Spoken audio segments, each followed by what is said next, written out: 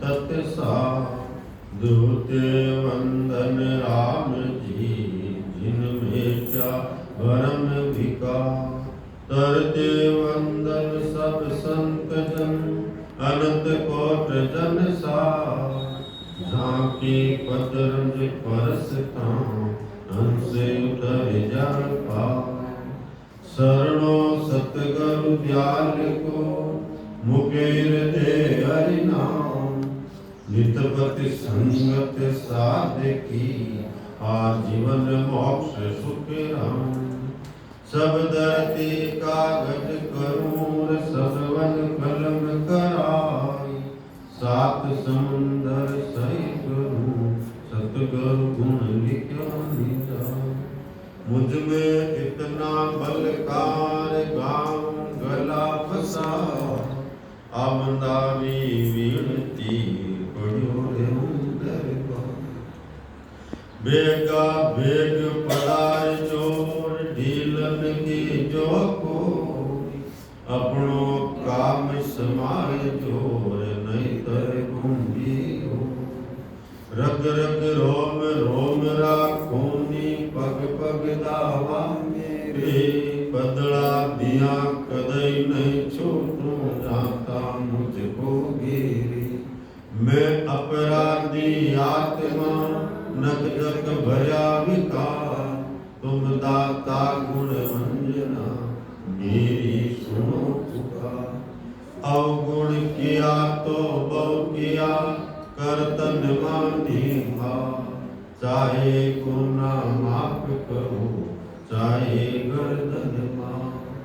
क्या मुकले विनती करूं, लाज लगते मोर। तुम भी देखते हो गुण, कैसे मानूं तो। भक्ति दान मुझ दीजिए, गुरुदेव आराधे। और कतो मांगो नहीं, निज दिन तुम्हारी से।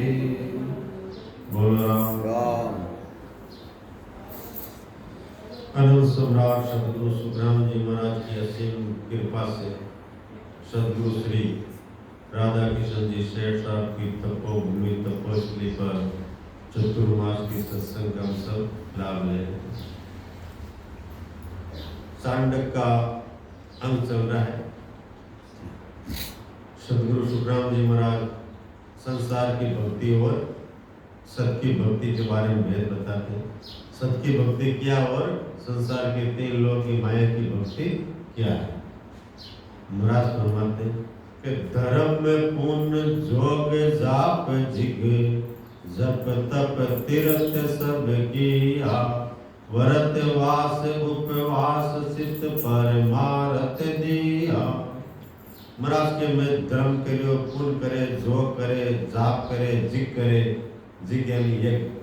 कोई धर्म कितने धर्म कर दो, असंग जन्म मतलब धर्म करे तो धर्म करने का क्या करे, अपने दूसरा जन्म में भी पाचो जितो पुण्य करो जको फल मिल जाए, निष्फल बन जाओ। पुण्य कितने करो, तुलसी संसार में धारा देखी धोई। धन चाहिए तो धर्म करो, मुक्ति नाम से। और अगर धन चाहिए तो धर्म करो, और मोक्ष चाहिए तो भजन। 2 धारा है। तो महाराज फरमाते हैं धर्म, पुण्य, जोग, जाप। जाप अपन जगह 3 लोग राम राम एक नाम से बना, वो जाप। और जिग यानी यज्ञ। यज्ञ करा तो अपन इंदर ही पदवी मिल जाएगी। 100 यज्ञ करे जगह एक इंदरो राज मिले।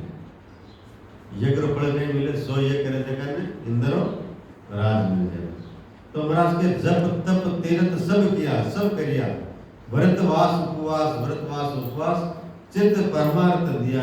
और कितना जरूरी काम हो, परमार्थ को नहीं छूटता। उनको 7 लोग 3 लोग में जहाँ भी आत्मा जाएगी उसे फलों की प्राप्त हो जाएगी। महाराज की गणु फल मिल जाए, फल मिल जाए, पदवी मिल जाए, लेकिन गर्भवास आत्मा को जन्म मरण नहीं मिटे। तपस्या करे करोर शील, जो जगत कमावी।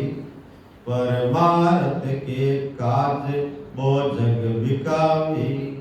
महाराज फरमावे तपस्या करे करोर। तपस्या बहुत कठिन करे, मतलब तपस्या शरीर नहीं तो दुख देवे कि एक पगरे पान रहे उल्टो माता रे पान रहे आग रे बीचे बैठो रहे चारों मेरे आग लगावे बहुत बात तरीका के लोग तपस्या करे जिंदगी भर एक पेड़ रे पान एक पगरे पान मरे जा जिंदगी भर पेड़ लटकड़ होते रह जावे और चारों मेरे आग लगाए बीचे बैठ जावे हजार तरह की मतलब तपस्या करे महाराज के तपस्या करे करूर शील जो जगत कमावे और कोई ब्रह्मचारी रहे लेकिन महाराज के बिना नाम बिना शब्द रे चाहे कितना ही दूसरा फल कर लो लेकिन वो मोक्ष नहीं होगा स्पष्टीकरण हिंदी में कहो थोड़ा समझता है कर हिंदी में कहो स्पष्टीकरण कोनी मारवाड़ी भाषा जन सुनिए अपने नाम रे मोक्ष समझे नहीं जाए महाराज सुनवाते हैं आपको समझता है उनको बिना नाम यानी ये सत्संग हिंदी नाम के बगैर सत्संग के बगैर नाम के बगैर वो गुरु महाराज की वेद के बगैर कोई भी अपन तपस्या करे तब करे वो सब तीन लोग है यानी फल मिलने वाला लेकिन जीव का गर्भवास मिटने वाला नहीं नाम केवे सुख राम जी केवल ब्रह्म विचार धरे दे सब झूठे माया को विस्तार महाराज के नाम के सुखराम जी केवल ब्रह्म विचार नाम यानी होड़काल तक का जितना भी नाम यानी माया का ब्रह्मा विष्णु में शक्ति बैकुंठ स्वर्ग पाताल और होड़काल तक यानी जहाँ से सृष्टि की रचना हुई वहां तक जितना भी नाम लो वो ब्रह्म लेकिन उनसे बैकुंठ में चला जाएगा स्वर्ग में चला जाएगा होड़काल में जहाँ तक महापर्दय होगा वहां तक वो अमर हो जाएगा लेकिन वापिस सृष्टि की रचना होगी उस समय वो जीव वापिस आ जाएगा तो महाराज फरमाते नाम केवल सुखराम जी केवल ब्रह्म विचार और केवल उसकी भी भक्ति करता है लेकिन वो होड़काल की भक्ति करता है धरी दे सब झूठ महाराज के जब तक देह धरता है देहधारी वो सब झूठ है और माया को विस्तार यानी पांच तत्वों में जब तक आएगा तब तक वो माया कि धरे दे सुन जो तुम सभी में भी ज्ञान बताऊं करने कर्म एक नए शांतो निज पद माय समाऊं महाराज के धरे दे सुन जो सभी में भी ज्ञान बताऊं लेकिन आप जो देहधारी हो जो देहधारी हो उस देह के अंदर मैं आपको सत्य बताता हूं महाराज के ऐसे तो देह सब माया के लेकिन इस देह के अंदर सत्य प्रकट करके इस देह को भी मैं सत्य कर देता हूं इस शरीर को पांच तत्वों को सत्य कर देता हूं इसके अंदर सत्य प्रकट करा देता हूं अगर वो सत्य प्रकट हो जाता तो ये देह भी सत्य की हो जाती सत्य माया दो तरह की माया होती है एक असत माया और एक सत्य माया तो सत्य प्रकट होने के बाद में ज्ञान प्रकट होने के बाद में सत्ता प्रकट होने के बाद में वो माया सत्य माया हो जाती है और एक असत माया होती है तो संतों का शरीर होता है वो सत्य माया का होता है माया का है लेकिन सत्य माया उसके अंदर वो सत्ता वो परमात्मा वो साहिब है इसलिए वो सत्य माया है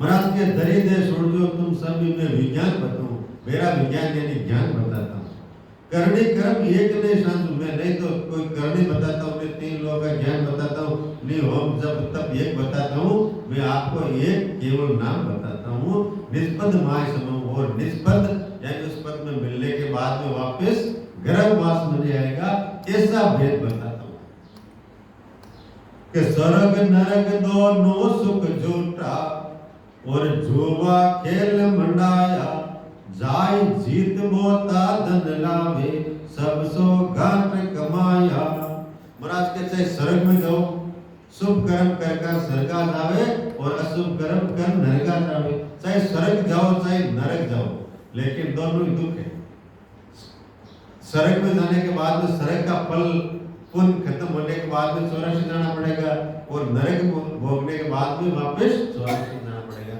तो दोनों एक सुख एक दुख है यानी एक हथकड़ी है बेड़ी है जेड़ है चाहे सोना का कमरा के अंदर बंद कर दो और चाहे लोहे के कमरे के अंदर बंद करो ये दोनों जेड़ी अगर किसी आदमी को किसी कमरे में बंद करते एक कमरे के अंदर पूरा सोना का दीवार पूरी सोने की है और एक दीवार पत्थर की है दोनों बंद कर दिया तो है तो दोनों को जेल ही चाहे सोना में हो चाहे लोह की दीवार में हो।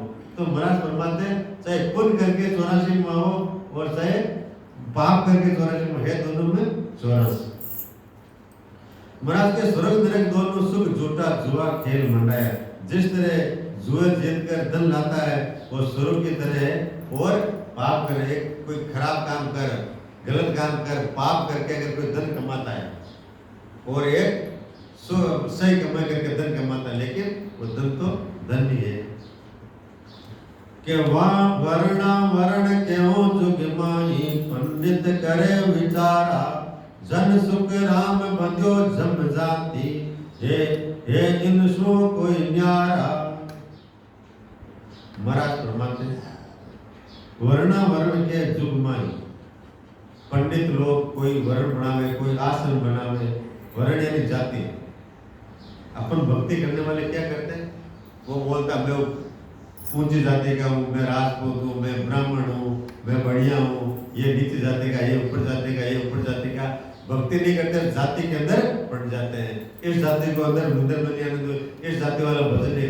महाराज फरमावे मेरे धर्म के अंदर कोई जाति नहीं है, मेरे जो भजन करने वाला है, भजन करके मेरे देश की प्राप्ति कर ली, वो मेरा सिर का ताज है। और चाहे कितना ही ऊंचे कुल के अंदर जन्मा हुआ, चाहे जाति ब्राह्मण हो, राजपूत हो, चाहे बढ़िया हो, लेकिन भक्ति नहीं करने वाला वो सब नीच है।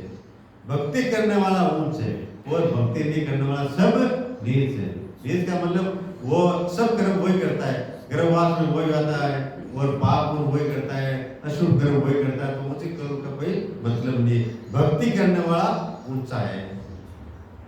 तो महाराज के पंडित करे विचारा जन सुखराम बंध्यो जम जाते, और सब जम के भजन नहीं करे तो सब 84 जाए तो सब नीच है।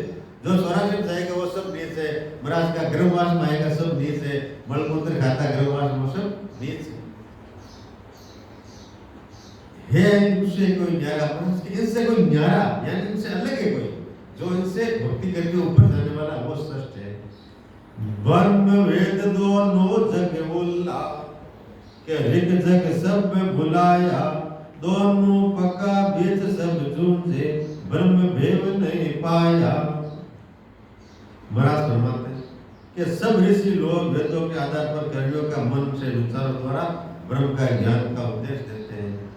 और दोनों पक्का बीच सब जूझे, दोनों इसके बीच में पक्का पक्की में पक्ष में जूझते, लेकिन महाराज के ब्रह्म भेद नहीं पाया। लेकिन कुछ का भेद किसी ने नहीं पाया। क्या सुरते सुरते कह रहा मोन कोई गेवे। साजे जुग हुनर सब लोई जैसे मंडिया लाव लश्कर में। जैसे मंडिया लाव लश्कर में सभी एक घर होई। महाराज फरमाते जब जग शास्त्र पढ़ते हैं, मौन धारण करते हैं, कोई मौन धारण करके कहते बोलते कि मेरी मोक्ष हो जाएगी, मौन धारण कर लेते, बोलते नहीं। महाराज के मौन रखने से मोक्ष नहीं होती, शास्त्र पढ़ने से मौन नहीं होती, ज्ञान करने से मौन नहीं होती, मतलब मोक्ष नहीं होती। चाहे संसार कितनी कर्में कर लो, मोक्ष नहीं होती। जैसे महाराज के अगर कोई हाथी घोड़ा को दीवार में मार देते हैं तो वो हाथी घोड़ा कोई लड़ाई कर लेंगे क्या? दीवार के द्वार पर मंडे हुए हाथी घोड़ा शस्त्र सबको दीवार पर चित्र बना देते हैं, और फिर उसके हमारे पास ये सब शस्त्र है। दीवार में मंडे भट्टू की मंडी में दे के युद्ध कर लेगा क्या कोई? तो इसी तरह ये ज्ञान कि तेरिया पुरुष भरम मिल दोनों सांस एक नहीं आया। जन सुख राम केड़ कहूं दिया जड़े घूगरा साया। महाराज के स्त्री पुरुष एक साथ रहते हैं, लेकिन संतान की उत्पत्ति की क्रिया स्त्री और पुरुष दोनों एक साथ रहते हैं, लेकिन वो अलग रहते हुए संतान उत्पत्ति की क्रिया नहीं करते तो संतान की प्राप्ति नहीं होती, चाहे कितने जिंदगी में साथ रहते हो। और महाराज ब्रह्म सांस एक नहीं आया तब तक साथ रहना नहीं समझता। ऐसे कोई ज्ञान करो, महाराज के ऐसे ज्ञान करते रहते हैं, प्रवचन करते रहते हैं, वाणी पढ़ते रहते हैं, लेकिन खुद भक्ति नहीं करते, खुद उस घट को प्राप्ति नहीं करते, तो उसकी मोक्ष नहीं होने वाली। स्त्री पुरुष साथ रहने से, जिस प्रकार स्त्री पुरुष साथ रहने से क्रिया नहीं करने से बच्चा उत्पन्न नहीं होता, इसी तरह ज्ञान करने से, ज्ञान पढ़ने से, ज्ञान सुनाने से मोक्ष नहीं होगी।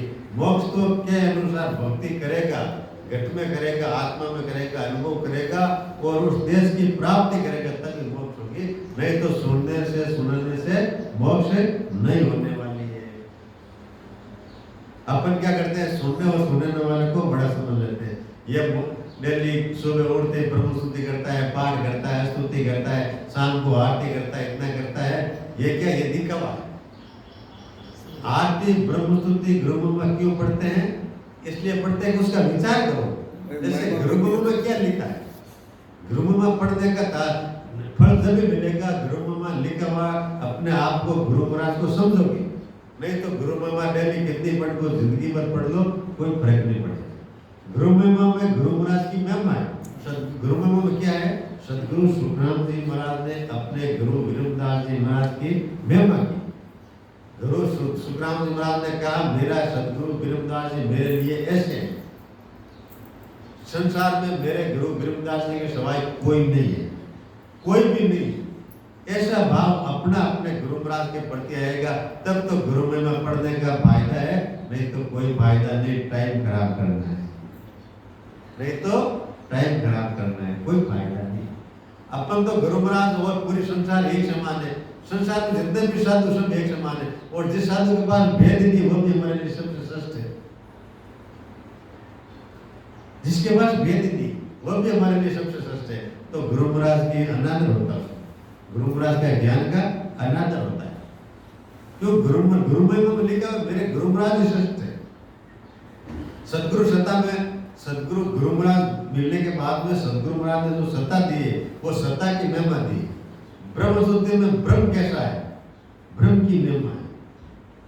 तो वो पढ़ने से नहीं होता, उसका विचार करो, लिखा क्या है इसके अंदर, तो उसका फायदा नहीं। तो इसलिए महाराज के ज्ञान कितना ही करो, लेकिन घट में नहीं उतरेगा तो कोई फायदा नहीं है। के पढ़ के गड़िया घाट गागरी गा माटो, और न्याव कुला में बढ़ाया, सबका नाम ठाम सब सारा, यूं जग मोय लगाया। के कुमार पृथ्वी से मिट्टी लाता है, और न्याव कुला द्वारा मिट्टी छोटे बड़े बर्तन बनाए। कोई कुमार बर्तन बनाने वाला है, वो तालाब से मिट्टी लाता है, मिट्टी ला के उस साग पे रखता है, और अलग अलग बर्तन बनाता है। किसी का नाम अलग है, कोई का नाम मटका है, कोई का नाम घड़ा है, कोई का नाम परात है, कोई का नाम साडिया, मतलब अलग अलग तरह के बर्तन का नाम है। लेकिन बनाने वाला एक ही है, माटी एक ही है, मिट्टी एक ही है, वो चीज एक ही है। इसी तरह परमात्मा अलग अलग सब एक ही है, लेकिन उसने अलग अलग स्त्री पुरुष अलग अलग ये आकार बनाते हैं। आप महाराज फरमावे कि सब नाव ठाव सब केणी, कारज सो कर लिया, समझा पचे एक सांचो, जमी आद दे लिया। महाराज फरमाते हैं कि सब नाव ठाव समझो, मतलब जब तक बर्तन के रूप में रहते हैं तब तक वह नाम रहता है। बर्तन में नाम है, अलग अलग नाम है, और खत्म होने के बाद में सब नाम खत्म हो जाते हैं। और समझा पचे एक